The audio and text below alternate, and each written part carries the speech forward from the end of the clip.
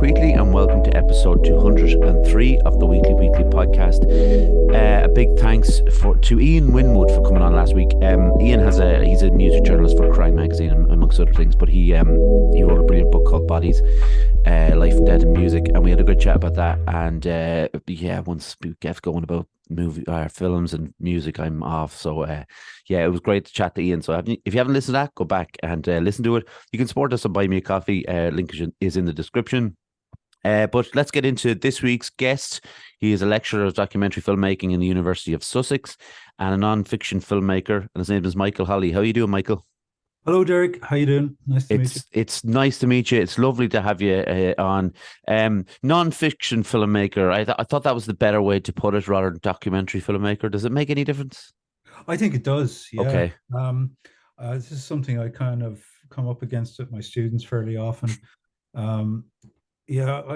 Documentary, when you say that word, I think it carries a lot of weight in terms of presumption. People kind of expect a documentary to be a certain thing, maybe something journalistic. Mm-hmm. Whereas when you say non-fiction, it kind of expands that, like it can kind of then include maybe more experimental films or hybrid, fiction, non-fiction Mm-hmm. also, so non-fiction, I suppose, is anything that isn't fiction, whereas documentary is very much, documentary. That's the way. No, that's great because I know obviously I do.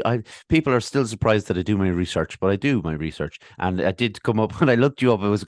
It did specifically say non-fiction, so I wanted to get that in. We always kind of start with the same couple of questions, Michael. Can you give us a history of your upbringing, please? Yeah, okay. Not many people ask me that, so it's nice to be asked, Derek. Thanks. Okay. I grew up in North Kerry in a small kind of farming community near Ballybunion, a town called Ballyduff, or a village called Ballyduff. My father passed away when I was 2. My family are kind of from that area. Originally, my parents had lived in London and Birmingham for years, and came back and kind of settled in Ballyduff. And not long after that, really, my father passed away suddenly, really. And so my mom was left there with 4 kids and managed to kind of drag us up somehow over the next number of years. And so, I feel like we had a kind of very pleasant childhood there in the 80s and 90s in Ballyduff. I guess after that, I went to secondary school in Tralee, Motherwell, and after that, kind of drifted. I didn't really know, like many people, I suppose, didn't really know what I wanted to do with my life. I kind of was interested in art, all right, very much, but didn't do all that well in my leaving. Actually, it was kind of a messer at the time, but after a few years, I came back. And I studied photography in Dunleary Art College in the early 2000s. I kind of came back as a mature student. I was 24 or something. And that changed things for me a lot. I kind of, for the first time, started to imagine that I could maybe make a life in the arts, properly, make a career out of it. And from there, I went on. I moved to Canada for a while after that. I worked as a photographer in Western Canada, as a kind of commercial photographer and PR. I did that for almost 10 years. After that, I guess I came back to Ireland. I really wanted to in the end, and I studied a master's degree and did various. I'm kind of I'm an addict. I'm an education addict. I can't get enough of it. I love universities and colleges as places. So I'm still in one, actually. Yeah. I mean, it's. I think everybody says it's at some point like they don't know what they want to do. I don't think there's many people, especially when we're asked to decide at the age of 15 or 16 to figure out what we want to do in the future. But the interest in art in particular is always a draw, whether you've played around with it as a kind of a hobby and like a bit of mindfulness and a bit something to take you away from something, or you've kind of decided to kind of go for something and push yourself in that direction as a career. And obviously you have there's another question before we really get into that about when did you first become aware of mental health? Yeah, that's a good question. Um, it wasn't something that was talked about when I was Yeah. growing up, you know. We never, it was never an issue. Um, it was never part of common conversations. So I think I first became aware of it when I was in my 30s, actually, maybe late in my 30s. I'd gone through a bad breakup when I was in Canada, and it took me a long time to get over it. And I realized that I couldn't sleep, you know, and Mhm. I was lying awake at night and having all sorts of kind of panic attacks, now you'd call them, and Yeah. cold sweats. And this was normal for me. And I just kind of assumed it was just because of what I was going through in life. It took me a few years after that to realize I was really suffering from anxiety. Mhm. And I look back actually when I realized that, when I had that word to describe it, Yeah. um, and I looked back and I realized that I'd probably been going through that since my teenage years, actually, you know, but I didn't have the vocabulary Mhm.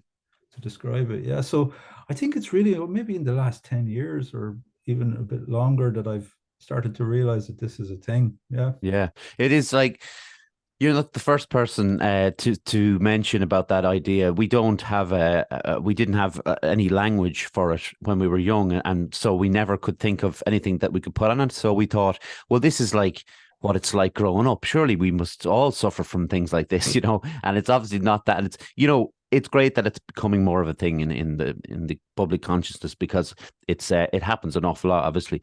Um, this is a kind of a big question, really. But why do you think that people are drawn to nonfiction and documentary films? You know, to other people's lives, I suppose. Um, it is a hard question to answer. But I have my own ideas about that. I think in the last few years, it's become very kind of popular. Maybe Netflix has been a big part of Hmm. that. You know, there's a lot of docu-series and true crime things and so on that people are getting into. I think that's part of it. But more than that, um, I think there's a bit of a people are a little bit jaded with um, fiction. It's good for entertainment and it's good for other reasons too. I'm not putting it down, Hmm.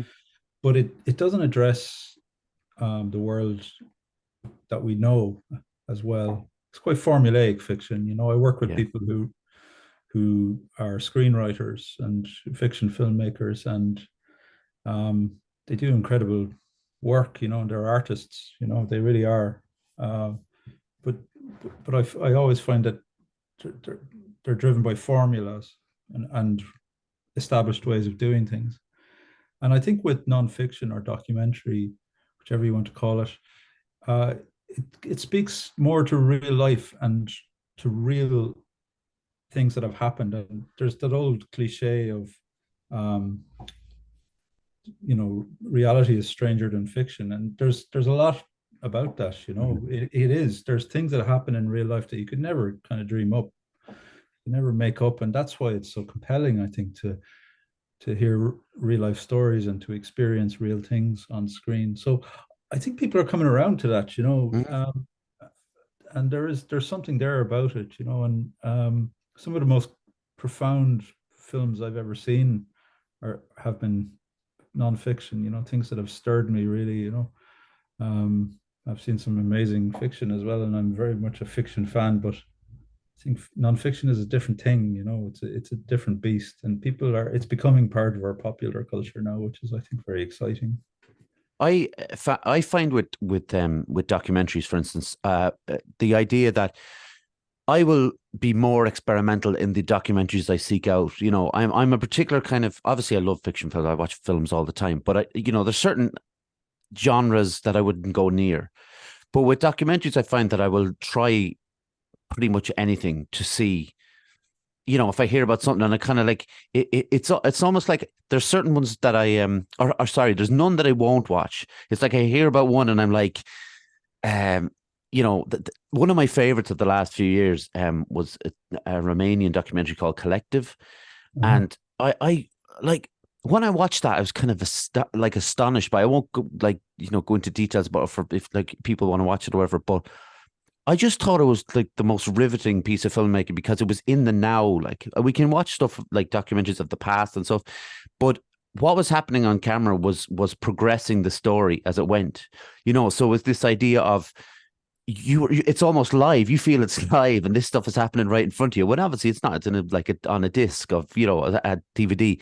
But that's what I find with documentaries. I will investigate every type because there's so many different ones.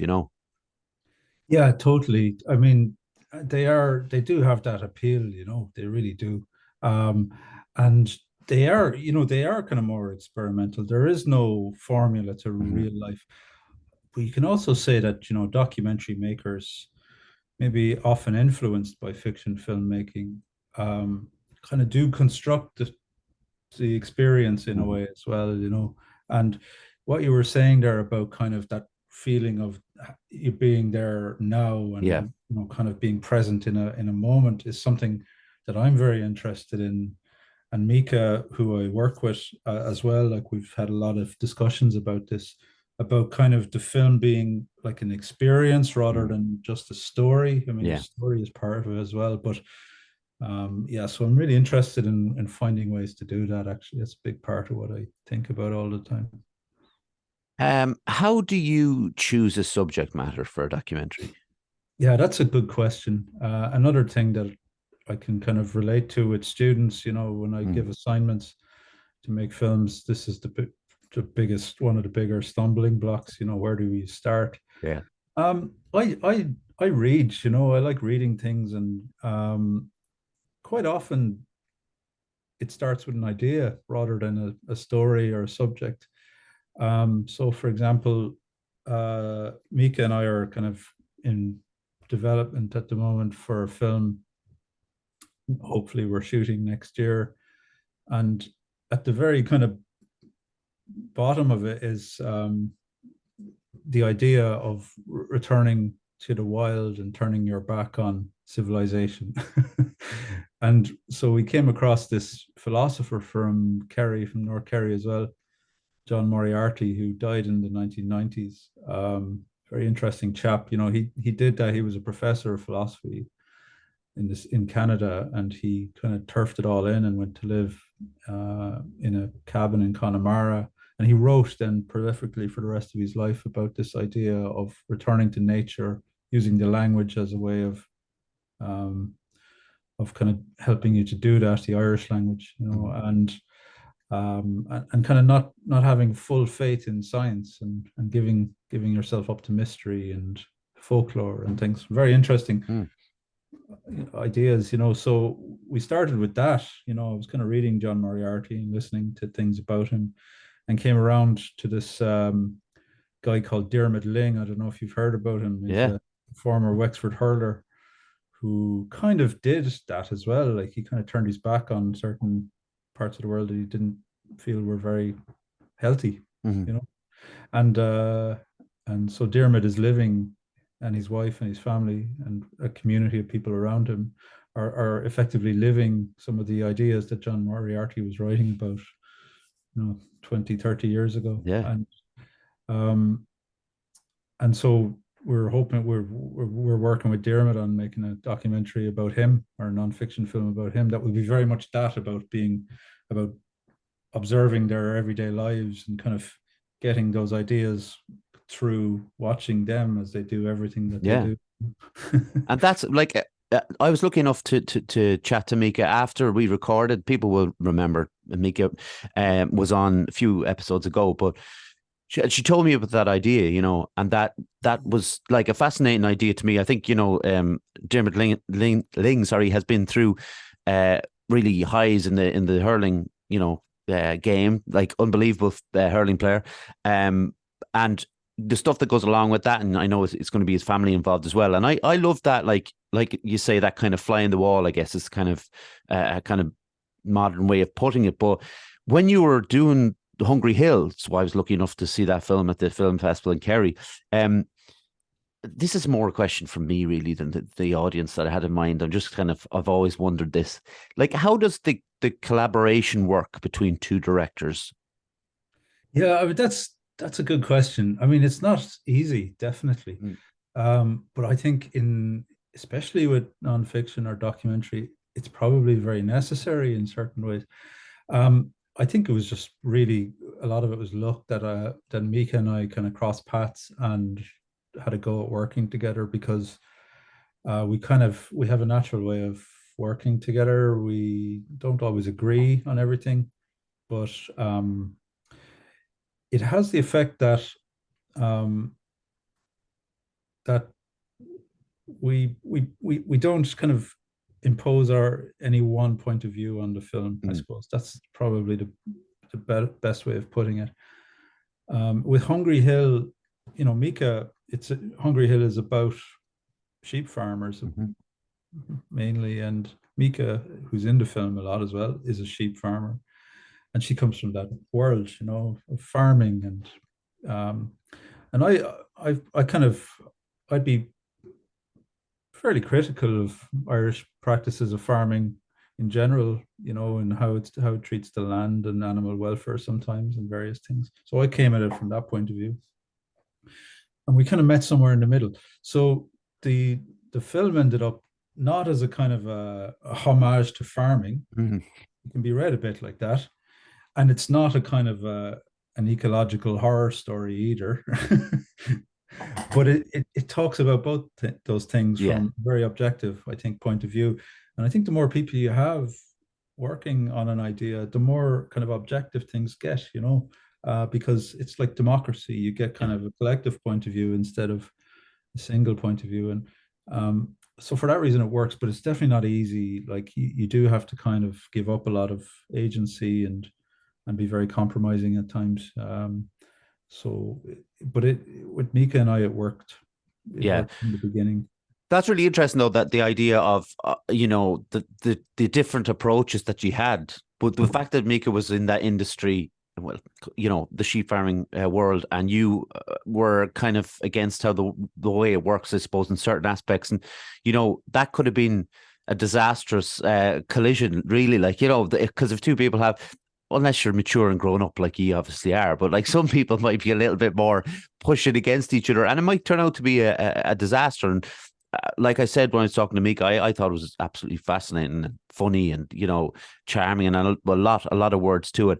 Um, I really wanted to ask you about your own work, M7. Okay, Um, but that's an yeah, old one. yeah, because like, well, you tell us the story, if you don't mind. There's no point me relaying it while you're here. If you don't mind telling us what it's about. Okay, yeah. So that was it was kind of a very much more an experimental film, I Mhm. suppose, than what I've been doing recently. Um, I'm kind of interested. I came back from Canada in 2012, I think. And before I left, like there was pretty much no motorways in Ireland. You know, they were just starting to build them. So I was kind of blown away, like when I came back, the fact that I could get from Dublin, where I was living, down to see my mother in North Kerry in 3 hours, whereas it Yeah. used to take twice that before, you know. And so I was zipping up and down the motorway the whole time, like the M7. I thought it was brilliant, you know. But during that time, it kind of occurred to me that like I was missing everything in between Dublin and North Kerry. I don't like even though I was passing this countryside, I never really got to know it, you know, even Mm. though I did it hundreds of times. Maybe. So I wondered like what would it be different if I walked it, you know? Uh, Yeah. like what would I pick up that I don't when I'm driving, and how would the experience be different? So I had this kind of mad idea to do that, you know. So I got a small amount of money from I think it was Kildare County Council to do a project, and my wife dropped me at the big ball there in near Salins in Kildare at the beginning of the motorway. It was also the first motorway in Ireland officially, so and it is the longest I think still. All right. So I was kind of so she dropped me there, and I walked as far as Limerick, basically. Yeah. It took me about a week. It was torturous. It was Yeah. awful. uh, I wasn't walking on the motorway. I think that's Yeah. illegal and very dangerous. So I was walking, kind of following it in small roads and lanes and whatever I could do. Camping a fair bit. I spent 1 or 2 nights in a bed and breakfast in the Midlands as well. Uh, but it was just like, and then I videotaped what I could on Mm. the way, and kind of recorded sound and put this kind of installation together in Newbridge, I think. So the idea was to kind of just do that. It was like, again, like you're saying about being very present and kind of observing and fly on the wall.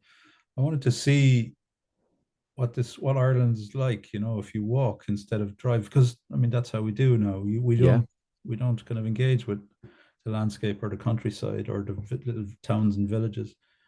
And one thing I noticed on that trip very obviously and profoundly was that the motorway had kind of sucked the life out of all of these small towns and villages where the road used to go. The main road used to go through places like Borris and Ossory and County Laois. It's now almost a ghost town. Like, it's really sad to see it. Like, it's just everything is boarded up, and there's no life in it really. Mm. And it's funny how the effect that the motorway had on the surrounding countryside. People have big gates and um, CCTV cameras outside their Yeah. houses near the motorway because they're afraid of burglars, and it's a very different kind of place. So it was a very interesting, a painful journey. Yeah, I would like it's really putting yourself through it for your art. There's part of that, and I guess the artists down the years have had to go through a lot to get to where to create their stuff, and that's kind of has set me off thinking about the idea. Well, like we used to travel from Athlone to Swords every 3 weeks and then holidays and stuff. So we used to go like Moat, Kilbeg and Kinnegad and through those places. And then towards when I was 18, 19, then it was like literally skipping everything. And like you say, just going on this kind of Americanized kind of motorway where there's nothing to view. And all those little stops that you had in your mind, like maybe a pub in Kinnegad, or there was always something that you thought like something was in Enfield, and um that's kind of taken away, and it was when I think back at it now, like it was quite a nice thing. Obviously the journey was longer and there was more bends and stuff, and if you'd eaten too many biscuits before you left, you mightn't feel very well, but there was something quite nice about connecting with those towns all those times, and then it became kind of just a straight road with fields either side, quite dull, I suppose. Yeah, and like it gets back to what I've been reading from John Moriarty's writings. Hmm. That as we kind of progress, as society progresses, and I'm not saying that we shouldn't. Like we've done, technology and science and political progress has done a lot in for our society, but we're losing things. Mm. We certainly are. Like we're losing that connection, I think, to landscape, especially. Yeah. Um, Whereas if you're driving from Kinnegad to Swords or Tarbert to Dublin or Kildare or whatever, before you would have you kind of feel the bumps in the road, the Mm. turns. You might pass a ring fort or a well-known pub, and you have all these landmarks that are embedded in your consciousness, and Mm. the countryside, and even before that, like when people were walking or using horse and cart, that was even more kind of established in.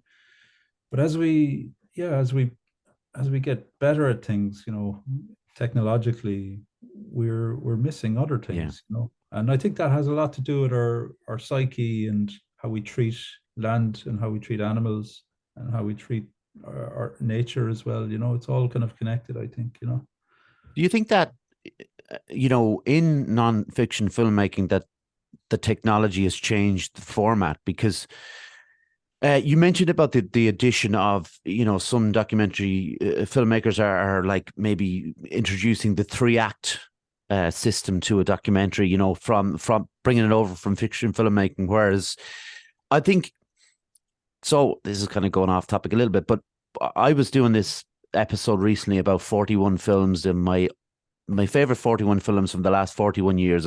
I'm 41 years of age. That's where the link comes in. But I was proud to notice at the end there was a lot of documentaries. But in 1985, Showa came out. The landmark 9-hour documentary, and like the way that's put together. Obviously the topic is more important than the way the how it's shot and the sound and all that kind of stuff. But it seems to me very old fashioned in its documentary filmmaking. A tough watch, obviously, but something that's very important. But then certain documentaries now, do you think that technology has changed now, or do you think that the idea of the fiction coming into it has changed it more? Um, I think both things are true, actually. Okay. Like, um, document films of all kinds have never been easier to make, really. Technology is more accessible to more people now. You can make a pretty good film on a very shoestring budget, or almost no budget if you try, and that's excellent. And Yeah. I think that's such an amazing thing, and I hope it continues. Um, what it's also meant is that there's been a kind of proliferation of films. So Netflix is, like, as you know, or any of those, Disney or HBO, it's just like enormous amounts of stuff to kind of go through to find Yeah. the thing that you want. And they're all trying to kind of get your attention. What it is, it's entertainment. People want to be entertained, and I'm no different. You want to sit down and watch something that kind of is interesting, but kind of entertaining. And the three act structure is a perfect way of doing that. You start out, something happens, something changes in the film, and then you have a resolution at the end. But also, technology has made it so, I think, that documentary is becoming more interesting and more experimental, and we can do it in more interesting ways. A very simple example would be GoPro cameras, and which we used actually in Hungry Hill a fair bit, and using phones and things like that to make, so you can bring a GoPro camera places that you could just not bring any other camera before. Yeah. For example, you can put it, like in Hungry Hill, Mika put a GoPro into a feeding trough with Yeah. bunch of sheep, which is a pretty amazing thing to watch in a cinema when it's on the full screen. Um, and so what I think it's providing are opportunities to experiment with new ways of um, relaying experience rather than story as well, And we're both, Mika and I, are interested in a group of filmmakers based in the United States who work for a thing called the Sensory Ethnography Lab at Harvard University, and they're doing research on this very thing, about how we can use new technology to, rather than tell stories. Stories might be important, but to kind of bring somebody into something, so it's almost like a full-on immersive experience. And VR might be a part of that, and AR and interactive web-based documentaries and things like that. But it's kind of more of an experience of something than a story about something. So there's some cool stuff happening, and I'm really excited about it. Technology is a big part of that, yeah. Of course, yeah. And Netflix, they love a drone shot.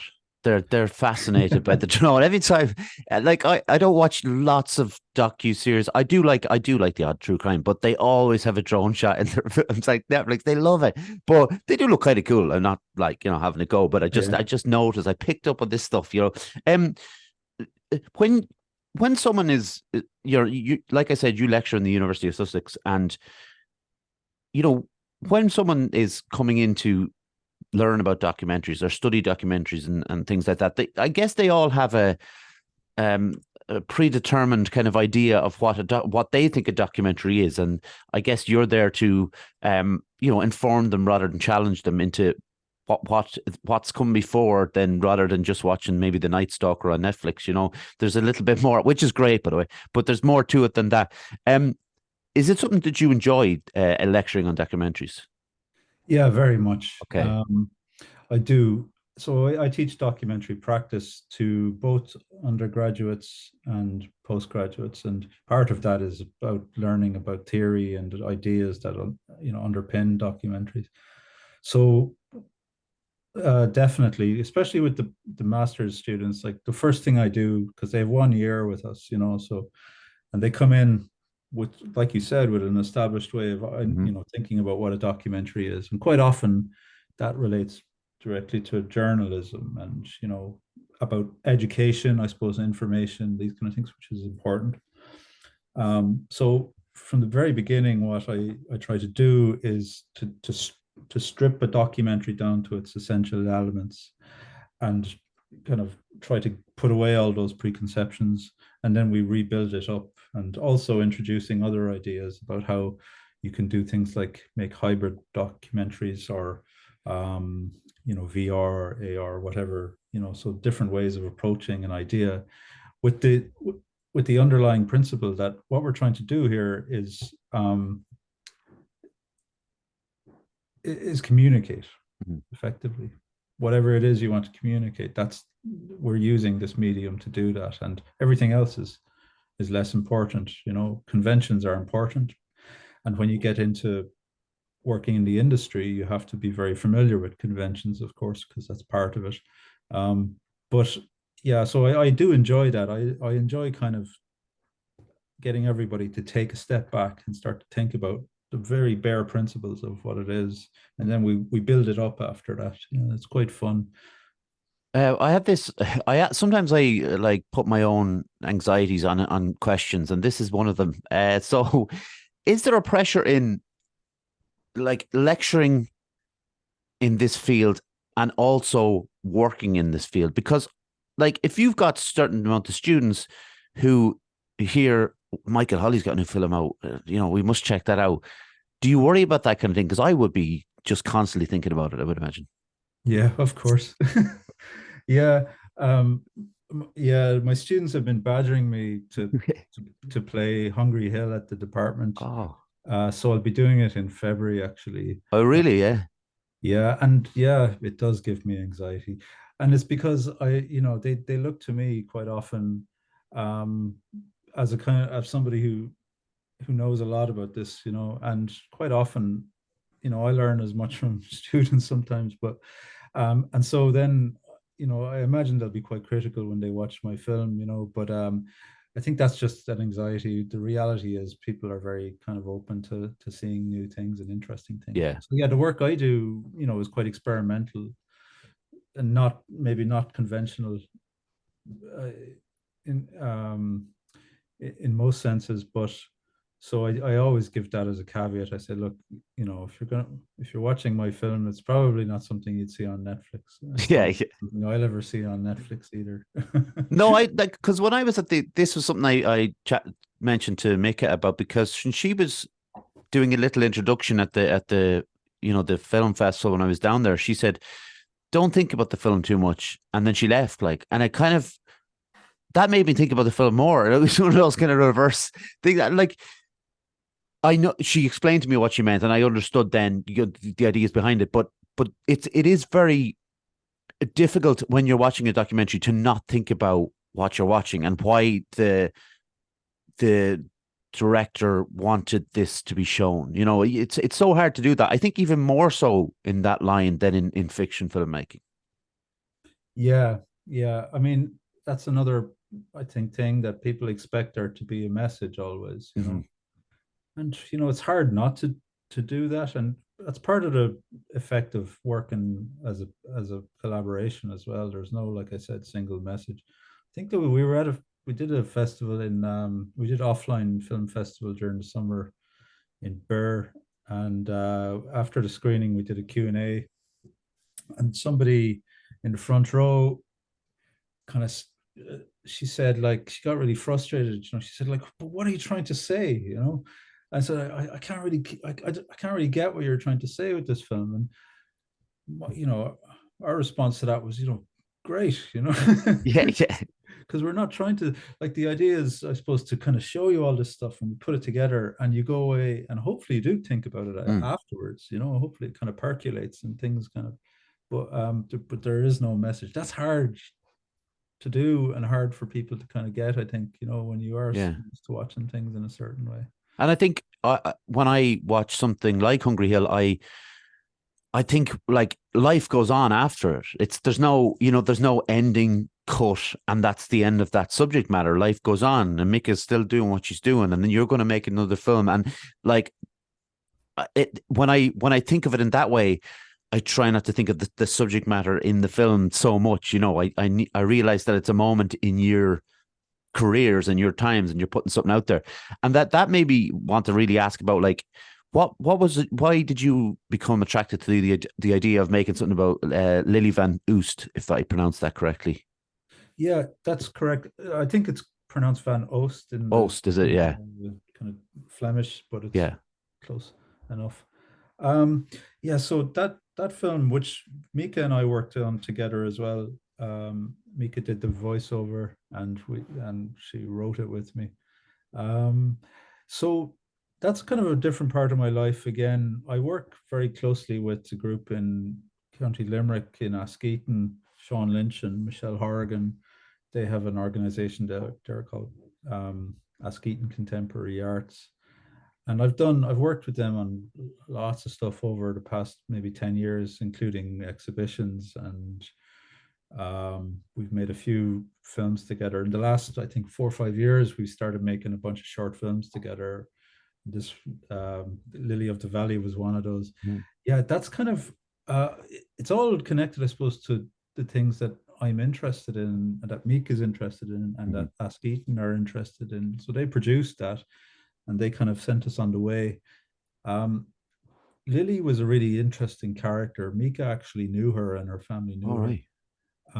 And she lived in the Black Valley. She was from Belgium, and she did these really interesting sculptures with wool and making kind of artworks with wool and tights and all sorts of mad stuff and paintings as well. And she was kind of well known as a bit of a character there.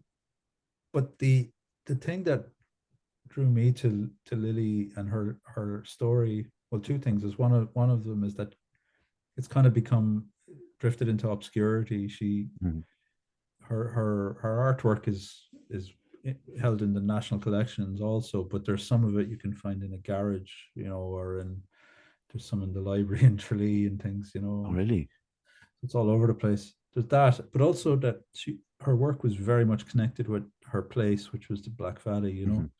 and so a lot of the wool that she used would have been kind of pulled off of barbed wire fences or taken from farmers or in the area, and she made artworks with this. That became kind of well known in the scene at the time as well.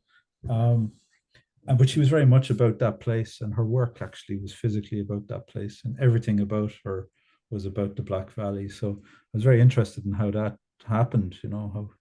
How she became so kind of embedded in a place, and how that kind of seeped out into her artwork. Yeah, she was a very fascinating woman.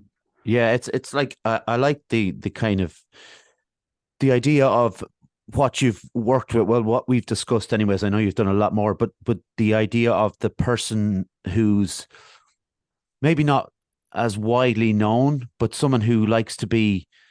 You mentioned it.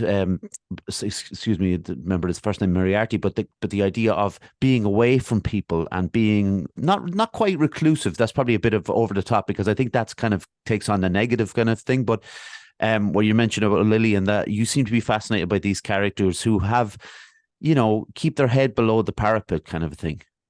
Yeah, and I think Ireland is a place that attracts these type of Mm, people.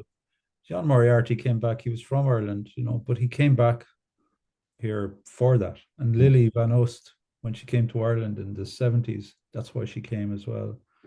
And there's many examples of that, as you yeah, know, especially along the west coast and in West Cork. There's a lot of this kind of thing where people kind of look to Ireland as a place where maybe it hasn't been as overrun by a rush to progress as other places in Europe.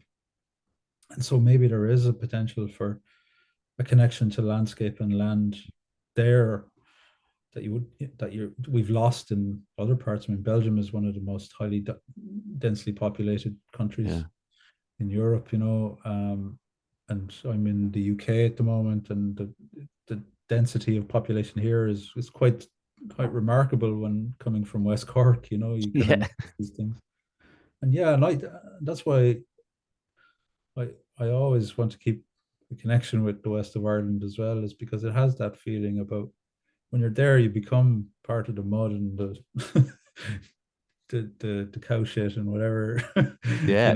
it kind of seeps into you. And I think those people like John Moriarty, Lily Van Oost, and there's plenty others. There's a really excellent artist called Deirdre O'Mahony living in Kilkenny now, and she's done great work in the Burren as well. And these people, um, they're very kind of passionate about that, but not they don't shout it out either. And a lot of cool artists working in that respect in Ireland now as well, contemporary. Yeah. Um, I heard the story about Mark Lanigan. He was if people don't know, he was the lead singer of the Screaming Trees, and then he went to work with Queens of the Stone Age. But he passed away a couple of years ago. But he did move to Kerry before he passed away, and he was probably more of a poet than a singer. But he was, it's like Shane MacGowan idea, where he's more of a poet than a singer, and that's where he ended up. But I went to see the Queens of the Stone Age a couple of weeks ago, and they mentioned the fact that like he moved to Ireland because he knew he had to be in Ireland. Like, and that kind of that was the height of the description. But when I hear yourself and other people talk about how you can not quite disappear, but you can definitely go to those places where it is small and you're not bothered and you're not noticed, but you can do your art and still, live as you want to live, rather than, like you say, in the whole bustle of Britain or Dublin or all those places. So I'm quite drawn to those characters too. I find them fascinating. Now, Michael, it would be remiss of me not to ask these questions, because I always do this to people who are in films or music, whatever. Can you name some of your favorite documentaries? Oh, crikey. Yeah, that's a good one. Where do I start? Um, well, I kind of I collect documentaries, if Mm, you like. And a lot part of that is because of the teaching I do. And so the documentaries I'm interested in maybe are useful to me, I mhm. suppose, for teaching. So I've seen a couple just last summer that really stand out to me. Maybe I could start with that. I Yeah, don't really use favorites, but I have some yeah, that I'll come back to. Um, I saw this really amazing documentary at Sheffield Documentary Festival last, whenever that was, June, and it was called The Hearing okay. by a Swiss filmmaker called Lisa Gehrig, and she wanted to represent the experience of uh, an asylum seeker in their interview. So she wanted to find out what that is like. And so when you approach that from a documentary point of view, it's almost impossible. So they're never going to allow a documentary Mm, crew into one of these meetings. So instead, what she did is she got to meet some asylum seekers in Switzerland who had gone through that process, and they agreed to reenact their right. interviews. So it's a set of, I think, five of those interviews reenacted with the actual people who were in them, and then actually staff who work for the agency that does the uh, the interviews, the hearings, and they reenacted it verbatim, basically. Um, and actually, I rarely kind of cry in films, but I did in that one. It was Mm, something very profound about it. Obviously, we weren't watching anything that was happening real, like yeah. we're kind of talking about, but the poignancy of how traumatizing it was for these people really came across in that film. I thought it was one of the most inventive and brilliant films I've seen in many years. I'm just writing So this that, down. I'm writing this down. Sorry. yeah. So I suppose you could call it documentary. It is. Yeah. But is it? I mean, that's a question to ask.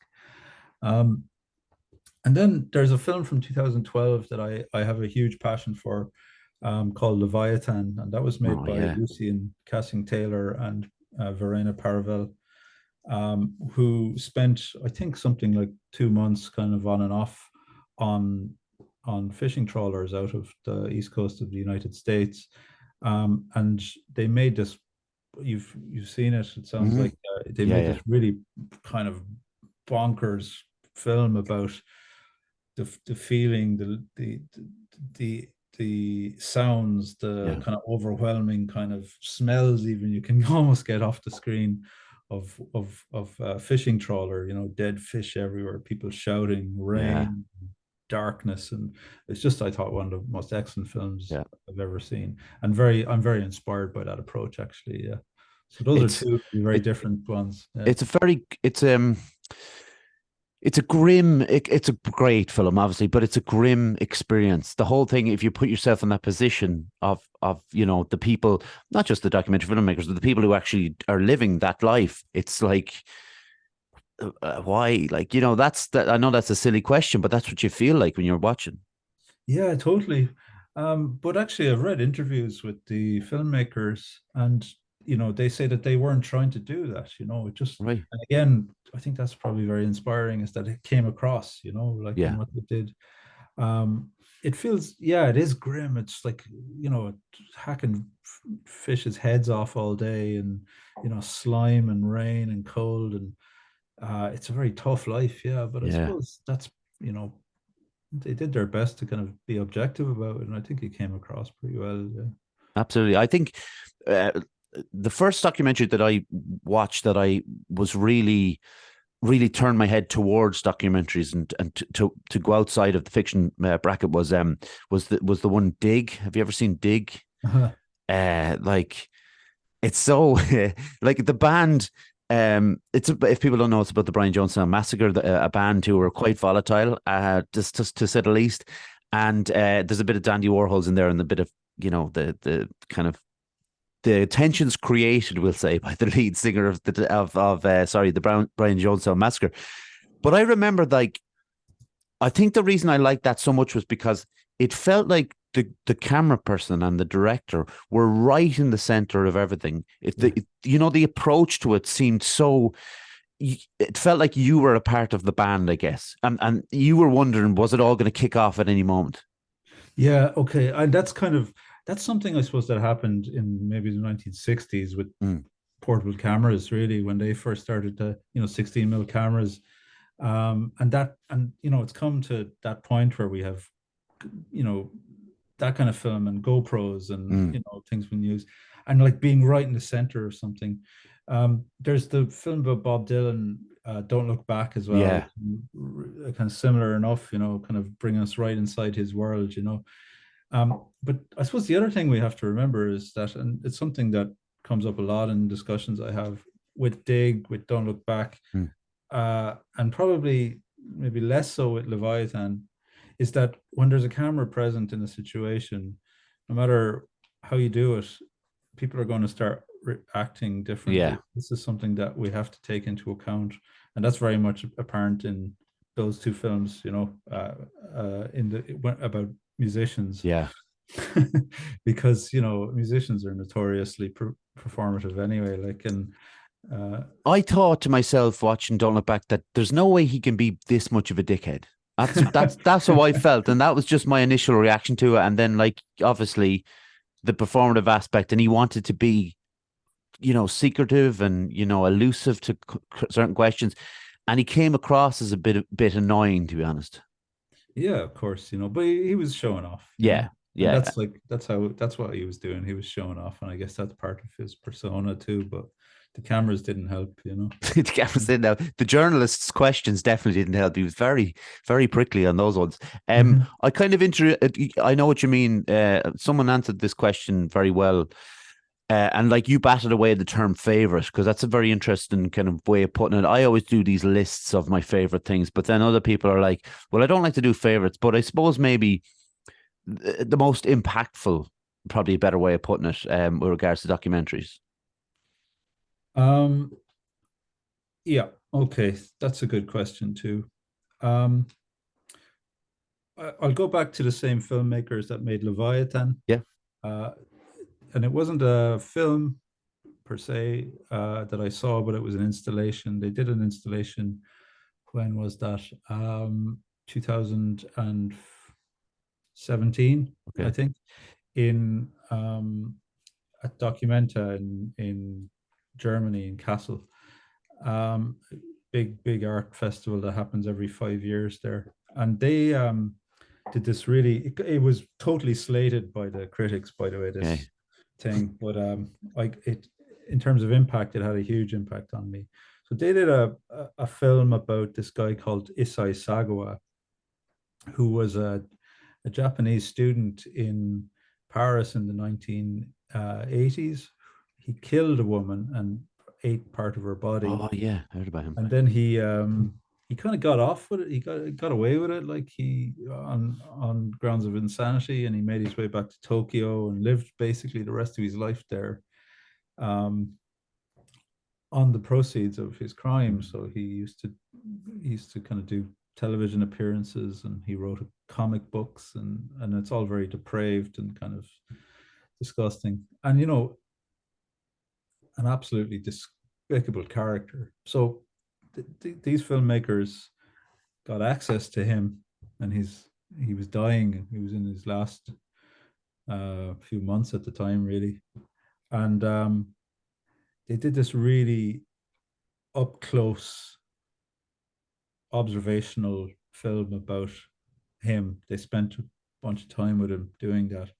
And what you're seeing on screen most of the time is his face very up close, talking about his fetishes and wanting to eat people and things. It was disgusting. It was one of the Yeah. most just vile films I've ever seen. It was in an installation, like I said, in I think it was in an old abattoir as Oh well. God. They were showing it, Yeah. but it, it's very rare that a film will change the way you think about um, film, I Mm. suppose. And that did it for me. I kind of realized that it's a very powerful thing. Film, it can be.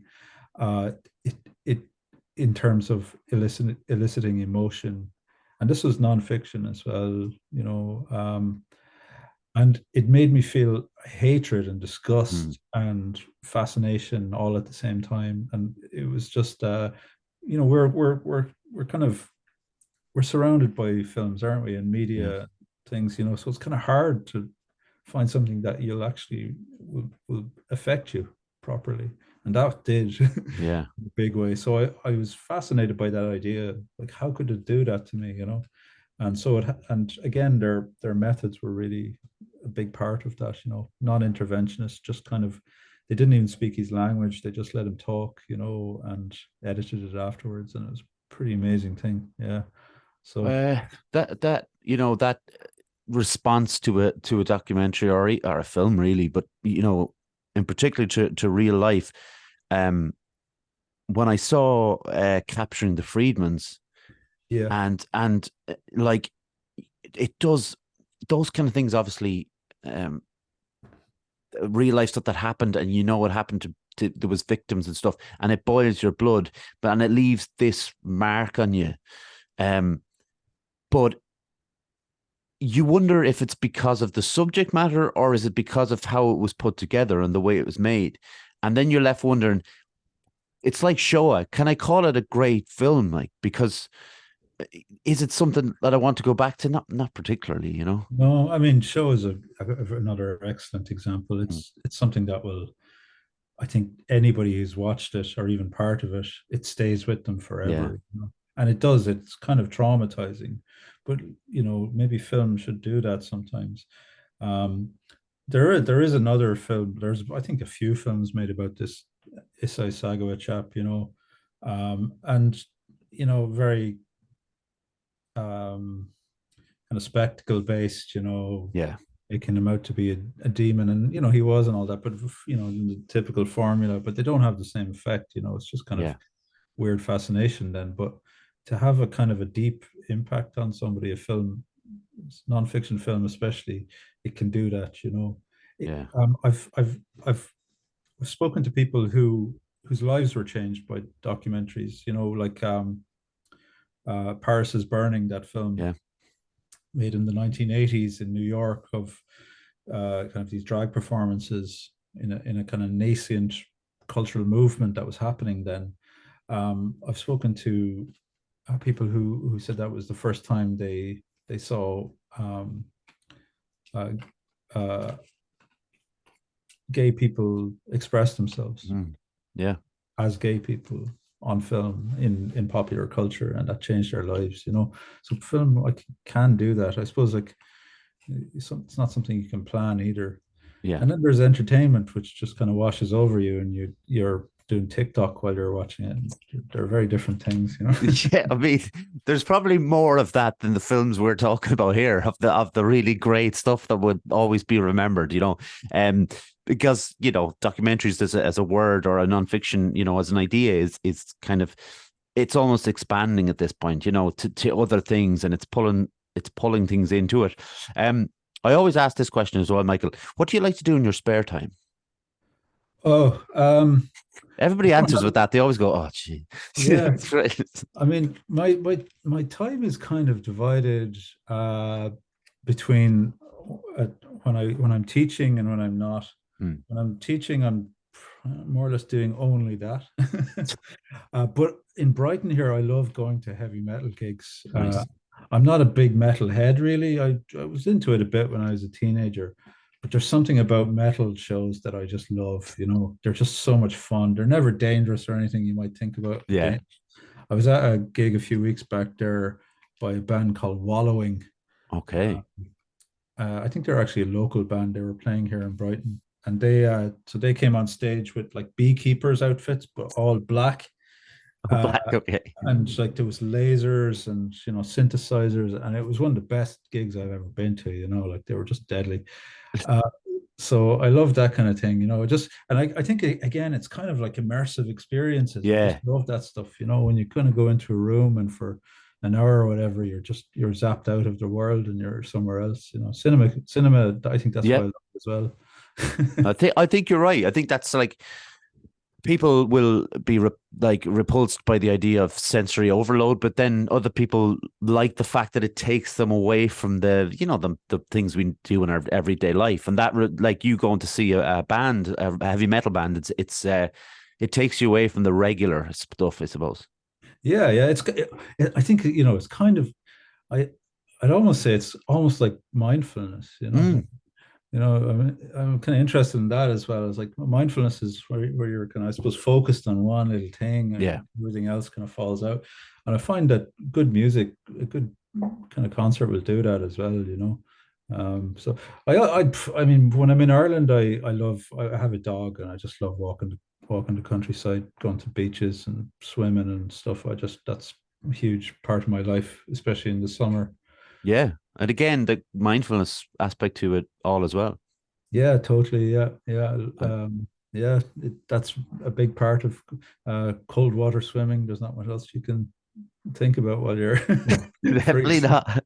No, we've had a few people come on, and we had someone come on who's kind of a breathwork specialist and stuff, and we've had talked about that. And I've done it, and I mean, I wouldn't say I'd be harsh on my. I'm not going to be harsh on myself and say I failed, but I'd rather not do it. Is the pretty much the. But I like if there's some water there, and I'll go into it, and then I'll, like you said, in those 10 minutes. You're just thinking about when the timer will go on your phone until you can get out. But once you do it, it's nice. It feels good, like you've Yeah. achieved something, or I don't know. I don't know what it is really. Oh, it's incredible. I think, yeah, I love it. My wife goes regularly and, she drags me, but I never regret it. Yeah, it's something as soon as I get home now next week, we'll be heading down the beach, going dipping Fair as much as play. possible. Christmas dip. I like it. But Michael, where can people find your stuff if they want to have a look? Um, well, I have a website, Hmm. mickholly.ie. I think there's a list of, it's very old, kind of deliberately retro looking on Yeah. there. Sorry. Um, yeah, like we have a screening of Hungry Hill coming up Hmm. at the end of December, 21st of December at Indie Cork Festival, Oh, brilliant. in the Gate Cinema, which is reopening, I think, for the festival. And then yeah, so I'd say just keep your eyes open. We have screenings going on. I'll be doing in a show in Finland with the Ask Eaton crowd next year as well, and stuff happening around. Yeah, Busy man. Michael, you've been a fantastic guest. Thank you. Like, I can't thank you enough for taking your time out of your Saturday to chat. no, my pleasure, Derek. It was really nice to talk, actually. Yeah, You too. Listen, if you don't mind, if you could just stick around for a minute, I'll close this out. We'll take a quick photo of the screen for the collection. I've got a good collection going on. So if that's all right. yeah, sure. Brilliant. I also want to thank John for doing all the tech stuff that he does. I always thank my mum, my dad, my granddad, Jaron Calvin for the music and the logo and all that.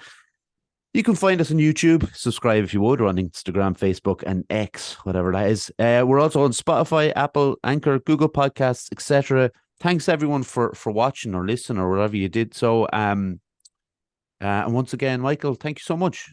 Thanks, Derek. All right, everyone. See you next week. Bye.